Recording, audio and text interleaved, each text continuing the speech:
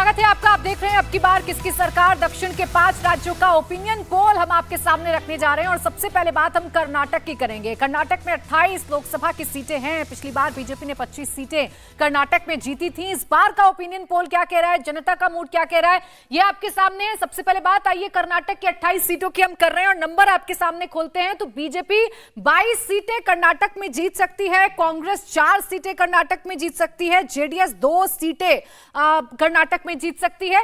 BJP और JDS का गठबंधन है, यानी आप एनडीए को अगर काउंट करेंगे तो 24 सीटें एनडीए के खाते में जा सकती हैं और कांग्रेस 4 सीटें कर्नाटक में जीत सकती है। प्रधानमंत्री नरेंद्र मोदी आज जब शिवमोगा में संबोधित कर रहे थे तो वो कुछ यही कहते हुए नजर आ रहे थे कि 400 प्लस का टारगेट पूरा करना है तो कर्नाटक में 28 सीटों पर जीत दिलानी होगी। फिलहाल 24 सीटें एनडीए जीतता हुआ नजर आ रहा है, 22 सीटें भारतीय जनता पार्टी जीत सकती है। यानी पिछली बार की तुलना में अगर आप देखेंगे तो बहुत ज्यादा नुकसान भारतीय जनता पार्टी को नहीं हो रहा है।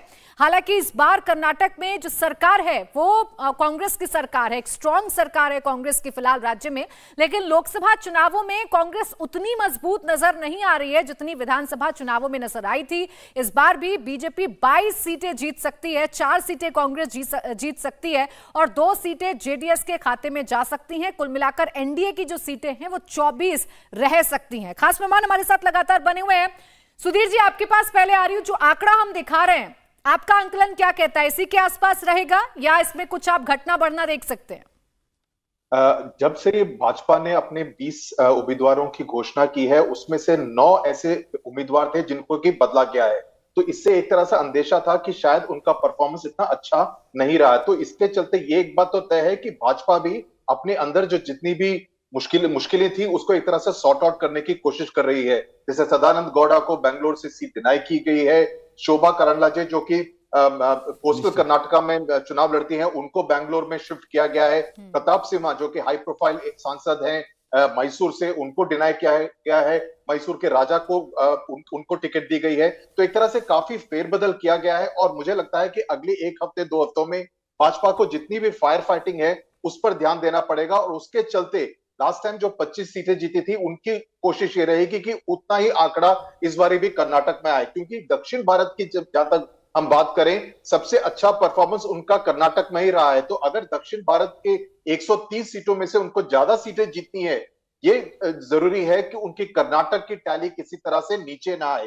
दूसरी एक और बात, उनकी जेडीएस के साथ जो गठबंधन है वो तालमेल कैसा बैठता है, क्या वो वोट ट्रांसफर भाजपा का जेडीएस की तरफ और मुख्य तौर से जेडीएस का भाजपा की तरफ होता है नहीं, उस पर निर्भर करेगा कि वे specially the old Mysore region जो दक्षिण कर्नाटका का रीजन है वहां पर किस तरह का प्रदर्शन करते हैं। आखिरी बात कांग्रेस सरकार के लिए, अगर कांग्रेस इस तरह का प्रदर्शन करती है, 4 सीटें ही जीती है, हालांकि पिछली बार ही सिर्फ 1 सीट जीती थी, डीके सुरेश जो कि डीके शिव कुमार के भाई हैं बैंगलोर रूरल से, सरकार के लिए जो राज्य सरकार है उनके लिए मुश्किलें जरूर बढ़ जाएंगी।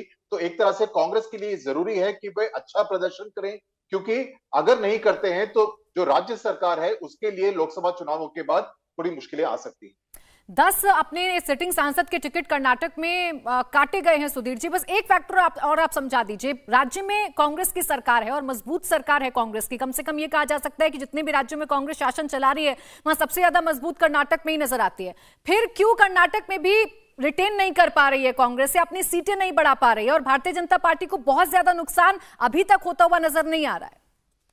जब 2023 में कर्नाटक के विधानसभा के चुनाव हुए थे तब लोगों का ये मानना था, काफी क्लैरिटी थी कि ये चुनाव विधानसभा के लिए हैं और बासवराज बोम्मई की जो सरकार थी काफी अनपॉपुलर सरकार थी। जो एक तरह से पे सीएम का जो कैंपेन कांग्रेस ने चलाया था उसको काफी ट्रैक्शन मिला था। तो वो वोट खास तौर से राज्य सरकार के खिलाफ था। हालांकि प्रधानमंत्री नरेंद्र मोदी ने काफी हाई वोल्टेज कैंपेनिंग की, लेकिन वो चुनाव नरेंद्र मोदी के लिए नहीं था, वो चुनाव राज्य सरकार के लिए था। एक बड़ा डिफरेंस जो नरेंद्र मोदी करते हैं जब वो दक्षिण भारत के राज्यों में कैंपेन करते हैं, वो ये करते हैं कि वे डेवलपमेंट के मुद्दों पर काफी ध्यान देते हैं, डेवलपमेंट के मुद्दों पर काफी फोकस करते हैं, क्योंकि उनका मानना है कि यहाँ पर हिंदुत्व का एक तरह का स्लोगन की एक लिमिटेड काइंड ऑफ अपील है। तो अगर वो डेवलपमेंट और जो प्रोजेक्ट्स के बारे में बात करें तो कर्नाटक, केरल, तेलंगाना, तमिलनाडु जैसे राज्यों में उसका ज्यादा अपील रहता है। और इसके चलते ये जो वोट होगा वो केंद्र सरकार के लिए होगा कि पिछले 5 सालों में एनडीए सरकार या भाजपा सरकार ने कर्नाटक के लिए क्या किया है।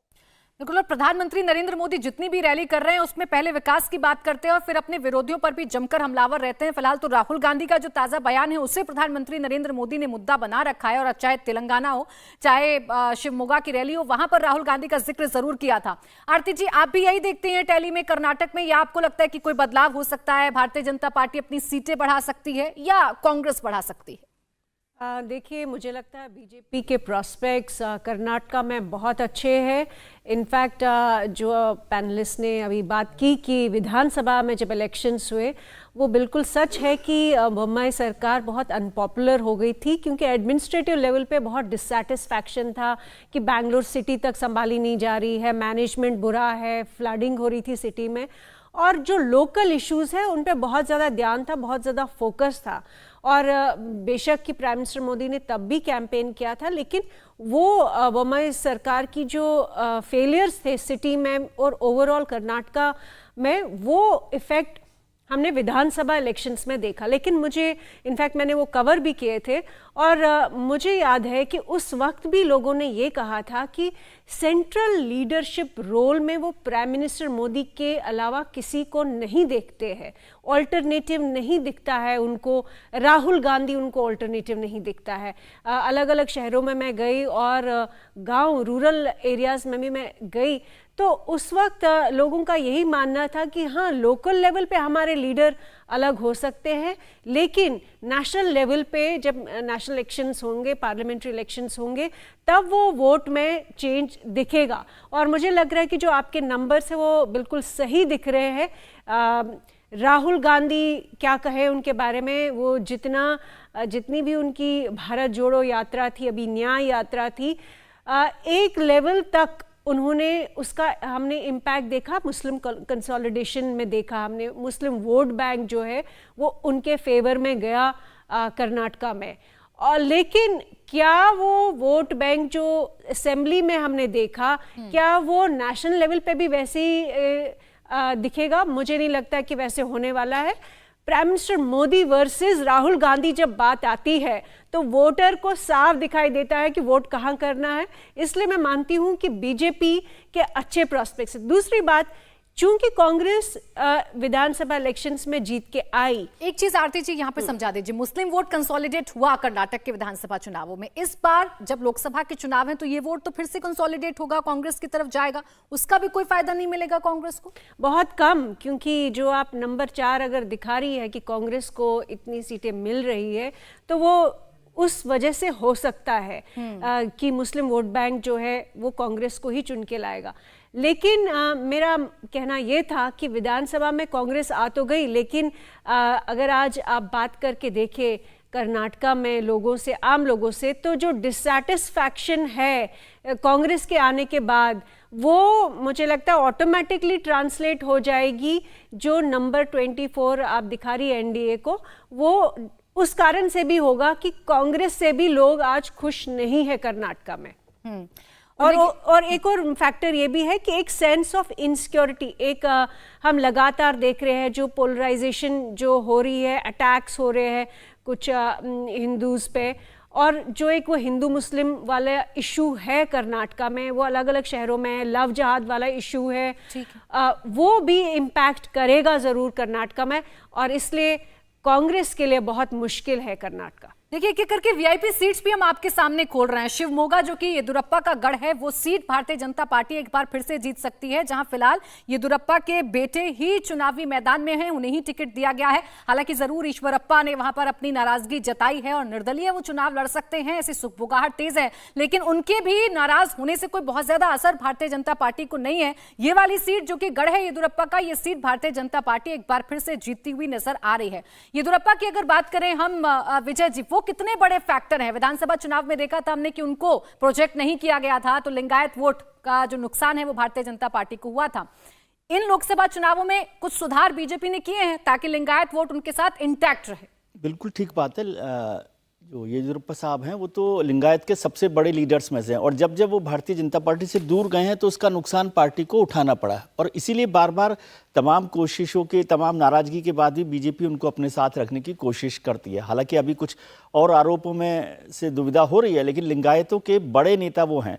और आप समझिए भारतीय जनता पार्टी को ये परेशानी समझ में आ रही थी कि कर्नाटक में क्या हो सकती है, इसलिए उन्होंने जो विधानसभा में जेडीएस खिलाफ खड़ी थी उसको अपने साथ ले लिया। तो वो 2 सीटें भी उनको दिखा रही है तो फायदा हो रहा है, नहीं तो वो जो बीजेपी के पास 26 सीटें थी वो 22 पर आते, आज वो 24 पर आ गए तो वो नुकसान कम हो रहा है। और वैसे तो सुधीर जो है ना, टीएस सुधीर, वो फाइनल वर्ड मानना चाहिए आपको साउथ इंडिया के लिए, केवल कर्नाटक के लिए नहीं, वो बहुत बेहतर से समझते हैं।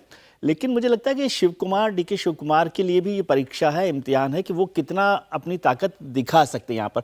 और कांग्रेस सरकार के लिए वही परेशानी हो रही है जो आरती जी कह रही थी कि उस समय बीजेपी गवर्नमेंट के लिए थी। आज वहाँ बेंगलोर और कुछ और शहरों में वाटर क्राइसिस इतना बड़ा हो गया है कि उससे भी सरकार के लिए परेशानी हो रही है और कांग्रेस को लेकर नाराजगी बनी हुई है। तो उन सबको कैसे सेटल कर रही है। और आप प्रधानमंत्री जी को देख रहे हैं कि साउथ में शायद ही भारतीय जनता पार्टी के लीडर ने कभी इतनी ताबड़तोड़ तरीके से प्रचार प्रसार का काम किया। पिछले 4 दिन से प्रधानमंत्री जी वहाँ लगे हुए हैं, तो इसका मतलब उनका फोकस है। लेकिन कुल मिलाकर मुझे लगता है कि आपने जैसे कहा कि उत्तर भारत में तो ठीक है, लेकिन दक्षिण के बिना 400 पार नहीं आ सकते। लेकिन दक्षिण में इतना स्कोप मैं नहीं देखता कि भारतीय जनता पार्टी वो 70 सीटें दक्षिण से ले आए। वो कितनी भी बढ़ जाए, लेकिन 70 सीटों का स्कोप मुझे खासतौर से दक्षिण भारत में पूरे में नहीं दिखाई देता। कर्नाटक में तो बहुत ज्यादा स्कोप बीजेपी के पास वैसे भी नहीं है, वहां तो उसमें बचा ही नहीं है, जगह नहीं है। तो अभी 24 जो है वो एनडीए को मिलती हुई नजर आ रही हैं। आज के ओपिनियन पोल के मुताबिक बीजेपी को बहुत ज्यादा नुकसान नहीं हो रहा है, जेडीएस साथ में आ गई है, 22 सीटें बीजेपी जीत रही है। जो बड़े नाम हैं हर्षवर्धन जी, उनका प्रयोग भी इस चुनाव में किया गया। अब देखिए प्रहलाद जोशी जो हैं वो धारवाड़ से चुनाव लड़ रहे हैं, तेजस्वी सूर्या हालांकि चुनाव लड़ते हैं एक बार फिर से वो चुनावी मैदान में, और कुछ सांसदों के टिकट भी बदले गए हैं। यानी बीजेपी ने तो पूरी तैयारी कर रखी है कि अपनी सीटों को बनाकर रखना है, यहाँ से नुकसान नहीं उठाना हमें ज्यादा। नहीं, देखिए भारतीय जनता पार्टी कर्नाटक में क्या कर रही है और उसका क्या परिणाम होगा, इसको सिर्फ इसी से समझिए। आप जिस शिमोगा सीट की बात कर रहे हैं वहीं प्रधानमंत्री नरेंद्र मोदी हैं।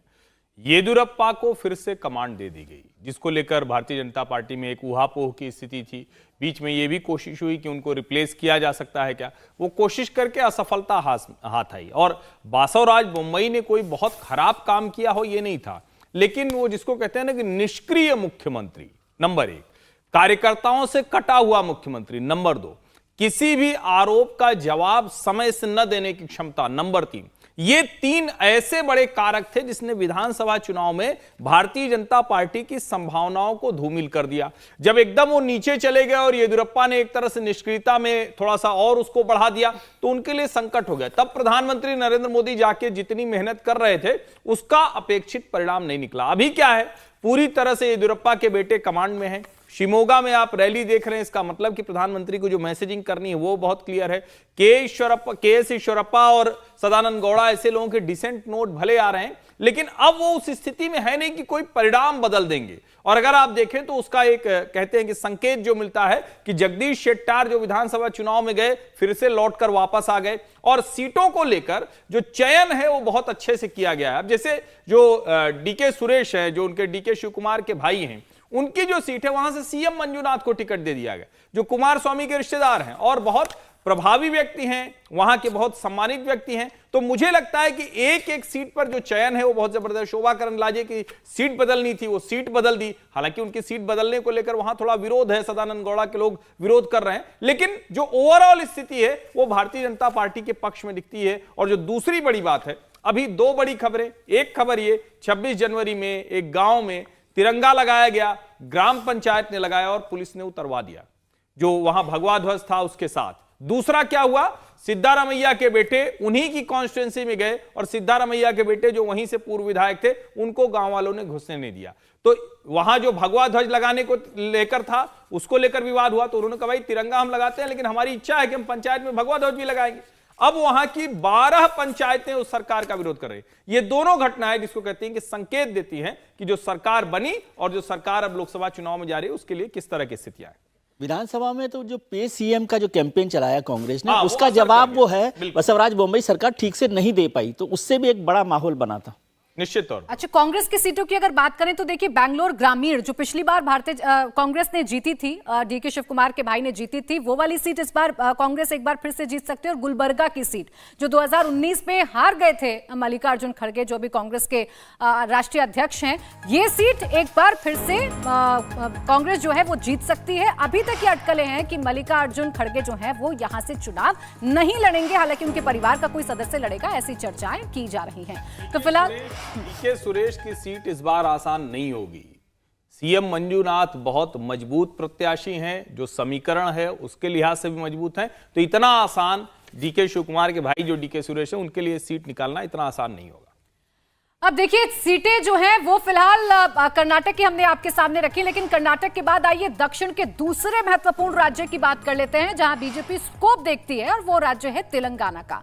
तेलंगाना का ओपिनियन पोल आपके सामने रखते हैं। तेलंगाना की 17 सीटों के लिए बीजेपी बहुत मेहनत कर रही है, और दक्षिण का ये वो राज्य है जहां 19 में भी बीजेपी के 4 सांसद जीते थे। बीजेपी ने आंध्र प्रदेश में अलायंस किया है, लेकिन तेलंगाना में अलायंस नहीं किया है। और फिलहाल जो नंबर्स दिख रहे हैं वो ये कि बीजेपी 5 सीटें तेलंगाना में जीत सकती है, कांग्रेस 9 सीटें तेलंगाना में जीत सकती है, बीआरएस 2 सीटें और एआईएमआईएम 1 सीट यहां पर जीत सकती है। यानी आप ये कहें कि तेलंगाना में 1 सीट का जो फायदा है वो जरूर भारतीय जनता पार्टी को हो रहा है। 1 सीट बीजेपी यहां पर बढ़ा रही है। 17 में से 4 सीटें पिछली बार जीती थी और इस बार 5 सीटें बीजेपी जीत रही है और जीत सकती है, और कांग्रेस 9 सीटें जीत सकती है, बीआरएस 2 सीटें जीत सकती है, एआईएमआईएम 1 सीटें जीत सकती है। देखिए, बीते कई चुनावों से तेलंगाना में भारतीय जनता पार्टी ने अपने वोट शेयर को बढ़ाया है, अपने वोट शेयर में इंक्रीज भारतीय जनता पार्टी ने किया है। उसका रिफ्लेक्शन उसकी सीटों में फिलहाल लोकसभा चुनावों में नजर आएगा।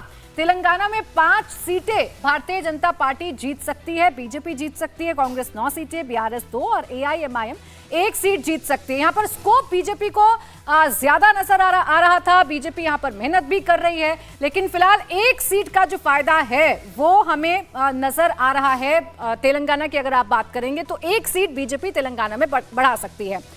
सुधीर जी, एक ऐसा राज्य है तेलंगाना जहां बीजेपी पहले से आशान्वित रहती है। विधानसभा चुनावों में बीजेपी को बहुत उम्मीदें थी, लेकिन वो उम्मीदें पूरी नहीं हो पाई। अब लोकसभा चुनाव में भी बीजेपी अच्छा खासा गेन करने की कोशिश यहां पर कर रही है, लेकिन 1 सीट का फायदा बीजेपी को तेलंगाना में होता हुआ तो कम से कम नजर आ रहा है। प्राची, जो मुख्य डिफरेंस है कर्नाटक और तेलंगाना में, कर्नाटक में उनकी जो कार्डर स्ट्रेंथ है काफी शक्तिशाली है, काफी मजबूत है ऑन द ग्राउंड। तेलंगाना में वैसा नहीं है। इनफैक्ट जितने भी इस बार जो उम्मीदवार भाजपा ने खड़े किए हैं उसमें से कई सारे उम्मीदवार ऐसे हैं जो कि बीआरएस से इंपोर्ट किए गए हैं। जहीराबाद में जो उम्मीदवार हैं बीबी पाटिल, या नागर कर्नूल में जो पी रामलू सांसद थे उनके बेटे भरत को टिकट दी गई है। तो ऐसे कई सारे जो उम्मीदवार हैं, ईटेला राजेंद्र जो कि 2 साल पहले वहां से बीआरएस से भाजपा में आए थे, तो काफी सारे ऐसे उम्मीदवार हैं जिनको की इंपोर्ट किया गया है बीआरएस से, वहां से वो शामिल हुए हैं। तो जो लोकल जो स्ट्रेंथ है भाजपा की वो कर्नाटक के मुकाबले तेलंगाना में कमजोर है। So it is a work in progress, उसमें थोड़ा समय लगेगा। पिछली बार 4 सीटें जो भाजपा ने जीती थी उससे वे खुद भी काफी सरप्राइज हो गए थे, क्योंकि उससे पहले जो 2018 के विधानसभा चुनाव हुए थे उसमें उन्होंने सिर्फ 1 विधानसभा क्षेत्र में ही जीत पाई थी। तो उससे 4 सीटों को जीतना उनके लिए काफी बड़ी बात थी, और ये बेसिकली नरेंद्र मोदी के फैक्टर पर हुआ था।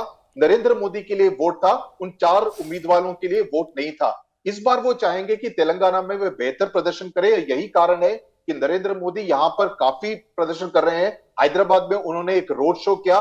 जिस तरह का उम्मीदवार उन्होंने असदुद्दीन ओवैसी के खिलाफ हैदराबाद में खड़ा किया है, माधवी लता जो कि लोकल हैं, महिला हैं, काफी आर्टिकुलेट हैं और काफी सोशल वर्क किया है, तो एक तरह से इवन अगेंस्ट असदुद्दीन ओवैसी, एक जो कि एक एमआईएम का गढ़ माना जाता है हैदराबाद, वहां पर भी वे एक अच्छी लड़ाई लड़ने के लिए तैयार है भाजपा। तो तेलंगाना कर्नाटक के बाद भाजपा के लिए सबसे फर्टाइल ग्राउंड रहेगा, क्योंकि मेन कारण यह है कि बीआरएस का वोट पूरी तरह से श्रिंक हो गया है, और ये बीआरएस का वोट बटेगा कांग्रेस और भाजपा के बीच में। और खास तौर से जो अर्बन पॉकेट्स हैं वहां पर भाजपा कोशिश करेगी कि वे बीआरएस का वोट ज्यादा से ज्यादा ले जाए, जिससे कि उनकी जो लोकसभा सीट्स की टैली में उसमें इजाफा हो। तो यही कोशिश रहेगी। बीआरएस को आपने 2 सीटें दिखाई हैं, लेकिन आज के चलते बीआरएस की स्थिति इतनी खराब है कि उनके कई सारे सांसद चुनाव लड़ने के लिए तैयार ही नहीं है। चेवेल्ला से उनके जो सांसद थे रंजीत रेड्डी, वो छोड़ के कांग्रेस में शामिल हो गए। वारंगल से उनके सांसद छोड़ के कांग्रेस में शामिल हो गए, पेद्दपल्ली से कांग्रेस में शामिल हो गए, 2 सांसदों ने छोड़कर भाजपा में शामिल हो गए। तो एक तरह से 5 सांसद जो सिटिंग एमपीज है वे चुनाव नहीं लड़ना चाहते थे बीआरएस के सिंबल पे, और वो भाजपा या कांग्रेस में शामिल हो गए। तो इससे आप अंदाजा लगा सकते हैं कि किस तरह का माहौल है बीआरएस के कैंप में। सो बीआरएस का वोट शेयर घटेगा और ये डिवाइड हो जाएगा कांग्रेस और भाजपा के बीच। बिल्कुल, देखिए एक कमेंट आप दे दीजिए, फिर उसके बाद एक वीआईपी सीट पर हम चर्चा करेंगे। बिल्कुल ठीक बात है, सुधीर जो बात कर रहे हैं, मुझे लगता है तेलंगाना का election BJP versus Revanth Reddy Congress के बीच में हो रहा है, और रेवंत रेड्डी ने बहुत ताकत बनाई है, इसलिए आपको कांग्रेस का वहां पर इजाफा दिख रहा है। और बीआरएस को पिछली बार विधानसभा में भी शायद सुधीर करेक्ट कर सकते कि नुकसान इसलिए भी हुआ कि वहां पर एक मैसेज गया कि बीआरएस प्लस बीजेपी एक साथ साथ चल रहे हैं, उसका नुकसान वहां पे बीआरएस को उठाना पड़ा। और अब बीआरएस बहुत ही खराब हालत में, तो उसका काफ़ी वोट मुझे लगता है 60-40 का रेशियो होगा कि वहां पर भारतीय जनता पार्टी के साथ आ जाए, और उसकी वजह से ये आपको दिखाई दे रहा है। और तेलंगाना बीजेपी का काडर नहीं है, लेकिन प्रधानमंत्री का वोट वहां पर है जिसको लेकर वो निकाल सकते सीट। और प्रधानमंत्री नरेंद्र लेकिन मोदी रेवंत रेड्डी को आप इग्नोर नहीं कर सकते, ये याद रखिएगा। और देखिए सीटों में रिफ्लेक्शन दिख भी रहा है, रेवंत रेड्डी को हम इग्नोर नहीं कर रहे हैं, इसलिए 9 सीटें तेलंगाना में कांग्रेस जीतती हुई दिख रही है, या जीत सकती है 9 सीटें, और 5 सीटें भारतीय जनता पार्टी जीत सकती है। बीआरएस का जो वोट बैंक है वो जरूर छिटक रहा है। आइए एक एक करके आपको वीआईपी जो सीटें हैं तेलंगाना की वो दिखा देते हैं। सबसे पहले बात करीमनगर की कर लेते हैं। ये तेलंगाना की हाई प्रोफाइल सीट है और यहां से बंडी संजय चुनाव लड़ते हैं। बंडी संजय ने तेलंगाना में बीजेपी को स्थापित करने में बड़ी भूमिका निभाई है। तेलंगाना प्रदेश बीजेपी के पूर्व अध्यक्ष बंडी संजय ने 2019 के चुनाव में टीआरएस कैंडिडेट को 90,000 से ज्यादा वोटों से हराया था। बीजेपी ने एक बार फिर यहां से बंडी संजय को उम्मीदवार बनाया है और ये सीट फिलहाल बीजेपी जीत सकती है, यानी कि करीमनगर में जो बंडी संजय हैं वो चुनाव जीत सकते हैं, ऐसा हमारा ओपिनियन पोल बता रहा है। इसके बाद आइए निजामाबाद की बात कर लेते हैं। ये तेलंगाना की एक और हाई प्रोफाइल सीट है। 2019 में बीजेपी के अरविंद धर्मपुरी ने टीआरएस कैंडिडेट और पूर्व सीएम केसीआर की बेटी के कविता को 72,000 से ज्यादा वोटों से हराया था। अरविंद धर्मपुरी की वो जीत तेलंगाना बीजेपी के लिए डिफाइनिंग मोमेंट थी। बीजेपी ने एक बार फिर यहां से अरविंद धर्मपुरी को उम्मीदवार बनाया है, जबकि के कविता दिल्ली शराब घोटाले मामले में गिरफ्तार हो चुकी हैं। इस सीट का ओपिनियन पोल ये कह रहा है कि ये सीट बीजेपी जीत सकती है, बीजेपी ये सीट एक बार फिर से निकाल सकती है। एक और वीआईपी सीट सिकंदराबाद की चर्चा कर लेते हैं। बीजेपी का मजबूत गढ़ है, यहां से मोदी सरकार के मंत्री जी किशन रेड्डी चुनाव लड़ते हैं। जी किशन रेड्डी अभी तेलंगाना प्रदेश बीजेपी अध्यक्ष भी हैं। 2019 के चुनाव में जी किशन रेड्डी ने यहां बीआरएस को 61,000 से ज्यादा वोटों के मार्जिन से हराया था। सिकंदराबाद की सीट से बीजेपी के बंडारू दत्तात्रेय 4 बार सांसद रहे हैं। बीजेपी ने इस बार फिर से जी किशन रेड्डी पर दाव लगाया है और हमारा ओपिनियन पोल ये कह रहा है कि जी किशन रेड्डी इस सीट को जीत सकते हैं, यानी कि सिकंदराबाद से जीत सकते हैं। अब बात करते हैं हैदराबाद की। एआईएमआईएम का सबसे मजबूत किला है और यहां से असदुद्दीन ओवैसी सांसद हैं। बीते 10 लोकसभा चुनावों से इस सीट पर ओवैसी परिवार की जीत हो रही है। 6 बार सुल्तान सलाउद्दीन ओवैसी सांसद रहे, उसके बाद 4 बार से उनके बेटे असदुद्दीन ओवैसी सांसद हैं। 2019 में असदुद्दीन ओवैसी ने बीजेपी को लगभग 3 लाख वोटों से हराया था। तेलंगाना विधानसभा चुनावों में बीजेपी ने ओल्ड हैदराबाद रीजन में जबरदस्त बढ़त बनाई, लेकिन ओवैसी अपना किला बचाने में कामयाब रहे। इस बार भी ओवैसी बढ़त बनाते दिख रहे हैं, यानी कि हैदराबाद की वो एकमात्र सीट है जो एआईएमआईएम के खाते में जा सकती है और ओवैसी ये सीट जीतते हुए नजर आ रहे हैं। तेलंगाना की बात हो रही है, हैदराबाद की बात हो रही है। हर्षवर्धन जी, कितने बड़े फैक्टर हैं असदुद्दीन ओवैसी, यानी कि क्या भूमिका तेलंगाना के चुनाव में रहेगी? देखिए, असदुद्दीन ओवैसी पूरी तरह से जो मुस्लिम चेहरे के तौर पर हैं, और कमाल की बात यह है कि देश के और किसी हिस्से में बहुत ज़्यादा नहीं। महाराष्ट्र में एक उनको सांसद विधायक मिल गया, बिहार में वो जीत गया, हालांकि वो सब के सब तेजस्वी की पार्टी में चले गए, लेकिन देश में मुसलमान उनको नेता के तौर पर देखता है और ये छवि उन्होंने बना ली। बार बार वो कहते भी हैं कि भाई सबका नेता उनके समाज से होता है, मुसलमानों का नेता कोई और हो जाता है, तो वो बड़ा तीखा हमला करते हैं। कमाल की बात यह है कि देश के दूसरे हिस्सों में उनको कहा जाता है कि उनके जाने से मुस्लिम वोट बढ़ते हैं तो भारतीय जनता पार्टी को लाभ होता है, लेकिन यहां पर वो भारतीय जनता पार्टी से ही उनका मुकाबला है। माधवी लता बहुत अच्छी प्रत्याशी हैं, लंबे समय से वहां काम कर रही हैं, लेकिन 2,82,82,000 से अधिक मतों का अंतर था, उसको पाटना इतना आसान नहीं है। वहां की जो आप अपनी बात पूरी करिएगा, मैं जरा ये तस्वीरें दिखा दूं। उस वक्त कोयम्बटूर में प्रधानमंत्री नरेंद्र मोदी मौजूद हैं। देखिए, साउथ के दौरे पर हैं प्रधानमंत्री नरेंद्र मोदी और ये साउथ का ही ओपिनियन पोल हम आपको दिखा रहे हैं। कि पीएम के ताबड़तोड़ दौरे और जिस तरीके से पीएम दक्षिण की बात कर रहे हैं, दक्षिण के कल्चर को प्रमोट करने की कोशिश की गई। राम मंदिर के दौरान भी दक्षिण के कल्चर की बात प्रधानमंत्री नरेंद्र मोदी के जरिए पूरे देश में सुनाई देती रही और पीएम ने जिस तरीके से दक्षिण के दौरे उस वक्त किए थे वो भी काफी चर्चाओं में रहे। और अब चुनावी रैलियों की अगर आप बात करेंगे, चुनावी कार्यक्रमों की अगर आप बात करेंगे तो पीएम ताबड़तोड़ दौरे साउथ से कर रहे हैं।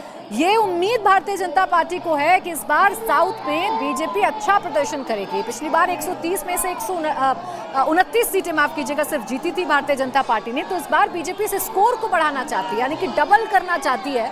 और इसीलिए एक एक राज्य जो कि दक्षिण के हैं, जो 5 राज्य हैं, उनमें प्रधानमंत्री नरेंद्र मोदी एग्रेसिवली चुनाव प्रचार करते हुए नजर आ रहे हैं। और इसका कितना फायदा बीजेपी को पहुंच रहा है वो भी आप लगातार टैली में देख रहे हैं। अभी तक हमने कर्नाटक और तेलंगाना की बात की है। तेलंगाना में 1 सीट का इजाफा बीजेपी को हो रहा है, जबकि कर्नाटक की अगर आप बात करेंगे तो बीजेपी बहुत ज्यादा नुकसान में कर्नाटक में नजर नहीं आ रही है। 22 सीटें बीजेपी कर्नाटक में जीत सकती है। जेडीएस को प्लस कर दीजिए आप तो ये 24 का आंकड़ा हो जाता है एनडीए का। पिछली बार 25 सीटें बीजेपी ने कर्नाटक में जीती थी।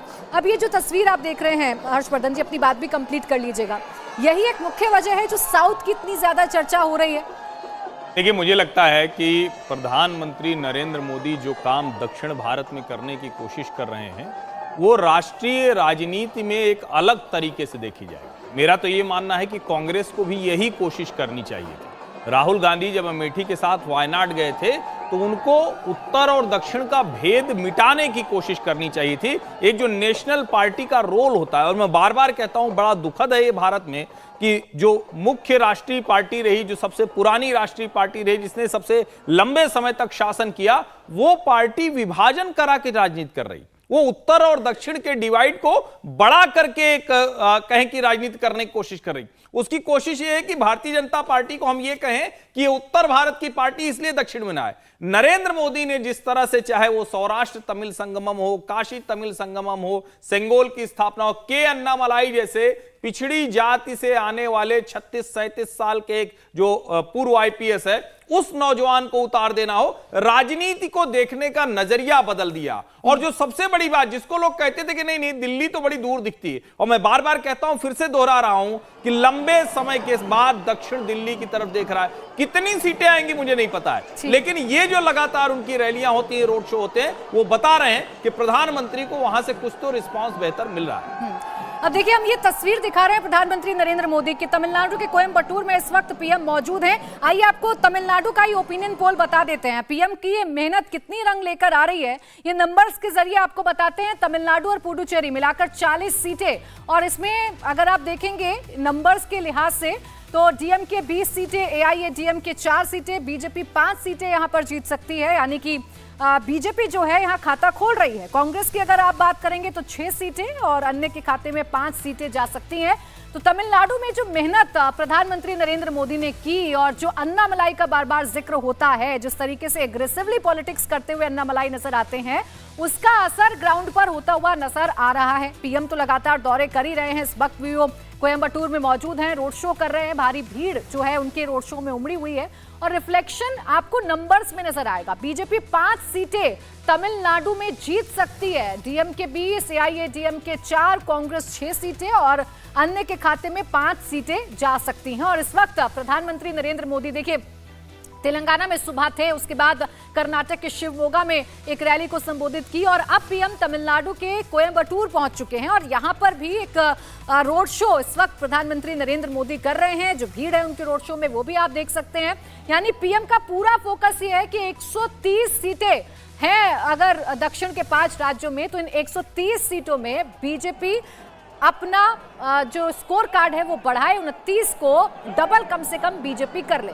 अब जिस सीट पर इस वक्त प्रधानमंत्री नरेंद्र मोदी मौजूद हैं, यानी कि कोयम्बटूर, आइए उसका आपके सामने ओपिनियन पोल रख देते हैं। कोयम्बटूर की बात कर लेते हैं और आपको बताते हैं कि इस वक्त कोयम्बटूर में जनता का मूड आखिरकार क्या कह रहा है, यहाँ पर कौन है जो जीत सकता है, किसका पलड़ा भारी नजर आ रहा है, पीएम के इन चुनावी दौरों का कितना फायदा हो रहा है। तो देखिए तमिलनाडु के कोयम्बटूर में भारतीय जनता पार्टी आगे है, यानी कोयम्बटूर की जो सीट है वो बीजेपी जीत सकती है। बीजेपी के खाते में कोयम्बटूर की जो सीट है वो जा सकती है। पीएम का ये रोड शो इस वक्त आप कोयम्बटूर में ही देख रहे हैं और हमारा ओपिनियन पोल ये कह रहा है, जनता का मूड ये कह रहा है कि कोयंबटूर में बीजेपी जीत सकती है, चुनाव जीत सकती है। ये एक सीट है जो भारतीय जनता पार्टी के खाते में आ सकती है। और इस वक्त जिस तरीके का हुजूम पीएम के इस रोड शो में है, उससे देखकर भी अंदाजा लगा सकते हैं कि पीएम अगर मिशन साउथ पर हैं तो किस तरीके से वो लोगों के बीच में जा रहे हैं, कनेक्ट बनाने की कोशिश कर रहे हैं। दक्षिण के राज्य में जाकर वहां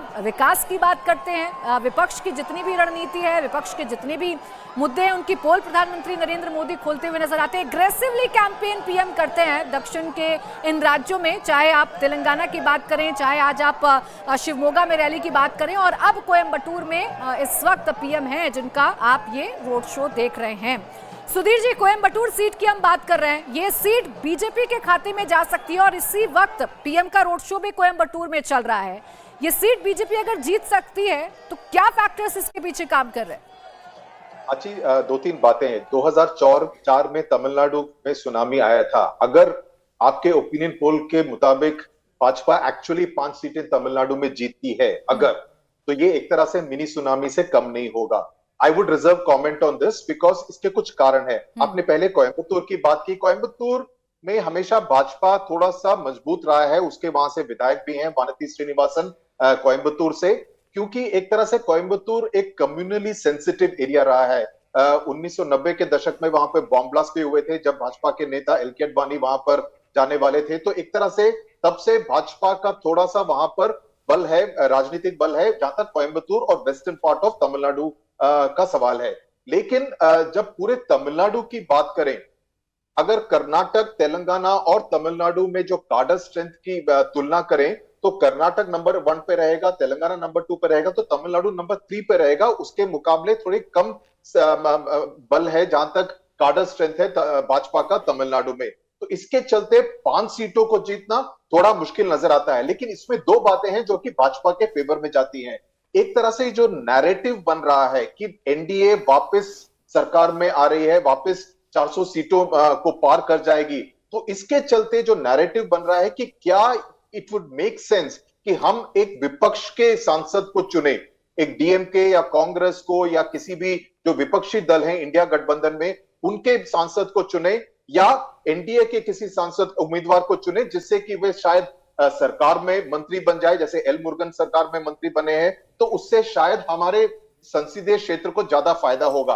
अगर इस तरह का एक नैरेटिव प्रधानमंत्री बढ़ा सकते हैं तमिलनाडु में तो उससे उनको काफी फायदा होगा। लेकिन क्या ये इतना फायदा होगा कि वे 5 सीटों में तब्दील हो सकता है, उसमें मेरे को थोड़ी आशंका है। लेकिन वोट शेयर तमिलनाडु में भाजपा का जरूर बढ़ेगा। अच्छा, तो कितनी सीटें आप अपने लिहाज से देखते हैं? एक सीट हम पुडुचेरी के इसमें दे रहे हैं, 4 सीटें तमिलनाडु में इस वक्त हमारा ओपिनियन पोल दे रहा है, कुल मिलाकर 5 हो जाती हैं। पुदुचेरी में भाजपा और कांग्रेस का सीधा मुकाबला रहेगा। तो पुदुचेरी में भाजपा, क्योंकि वहां की सरकार के साथ उनका गठबंधन भी है, और वहां पर तमिलिसै सौंदरराजन जिन्होंने आज सुबह ही राज्यपाल के तौर पर तेलंगाना से इस्तीफा दिया है, उनकी बातें कही जा रही हैं कि शायद उनको पुदुचेरी से खड़ा किया जाए। सो पुदुचेरी में भाजपा डेफिनेटली जीत सकती है। भाजपा का एज रहेगा पुदुचेरी में। लेकिन बाकी जो 4 तमिलनाडु में सीटें हैं, कन्याकुमारी एक सीट है जहां पर भाजपा को काफी उम्मीदें हैं, क्योंकि अगेन वहां पर उनकी जो कार्डर स्ट्रेंथ है थोड़ी मजबूत है। कोयंबटूर में थोड़ी मजबूत है।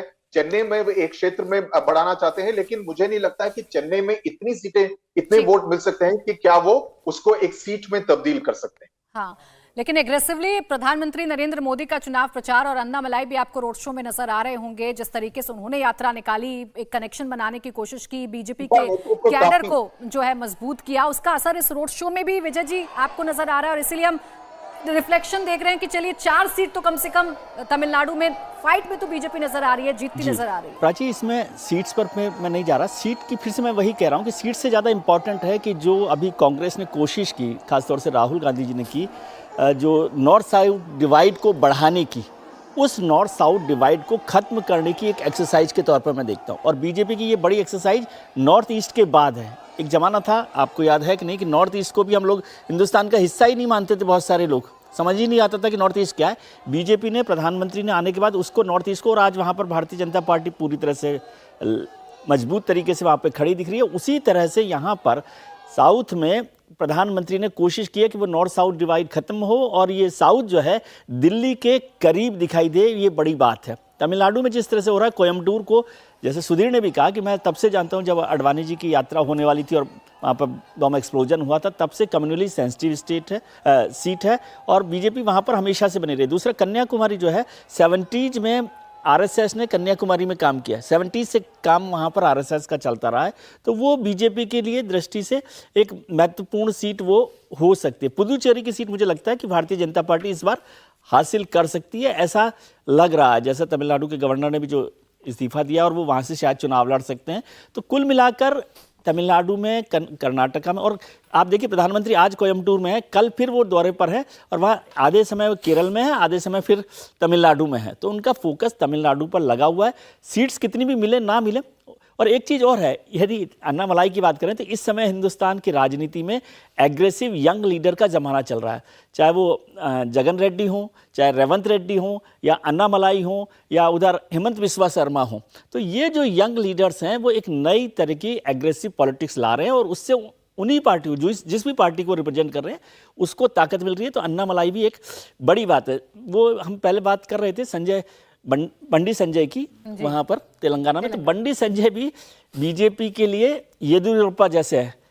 बंडी संजय यदि विधानसभा से पहले उनको हटाया नहीं जाता, मैं समझता हूं तेलंगाना, तो भारतीय जनता पार्टी के लिए एक बेहतर रिजल्ट की उम्मीद हो सकती थी। लेकिन साउथ में कोशिश कर रही है बीजेपी और उस कोशिश का ही नतीजा है कि जिन राज्यों में बीजेपी खाता नहीं खोल पाती थी, आज उसमें फाइट में नजर आ रही है। इसी कोयम्बटूर सीट में फिलहाल अगर ये सीपीआई के खाते में जाती है तो 5% वोट मार्जिन से बीजेपी आगे चल रही है। अभी का ओपिनियन पोल तो ये कह रहा है।